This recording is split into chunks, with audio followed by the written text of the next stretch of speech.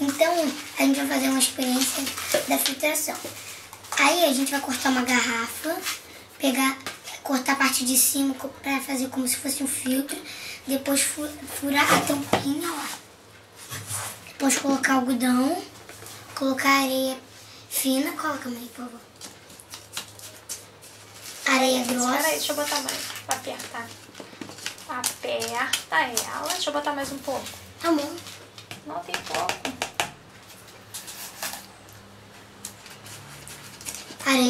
Agora areia grossa. Um, dois, Tem três. que apertar ela. Pra ficar bem... Mas a areia grossa a gente não lavou. Tá lavado. Tá seca já. Vai. Mais uma colher?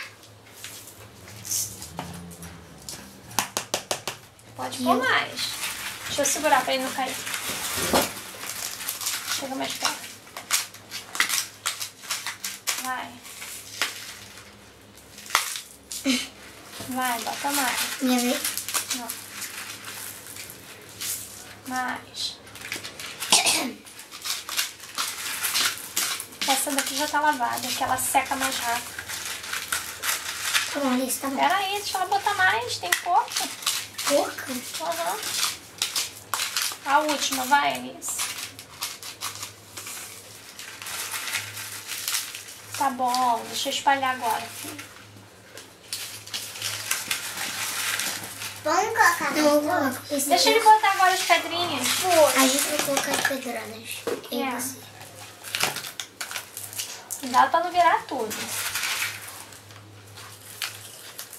Posso colocar só Deixa eu botar só uma. Vai. Deixa. Pode botar uma mãozinha, Alice, vai. Sim.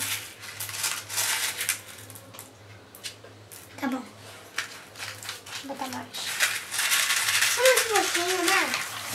E eu que vou colocar as pedradas. Duas pra Todo cada um. mundo bota um pouquinho. Mas bota as menores, não precisa botar as grandonas. Aqui não. mesmo. Não. Aqui. Tá bom, Aqui. agora bota.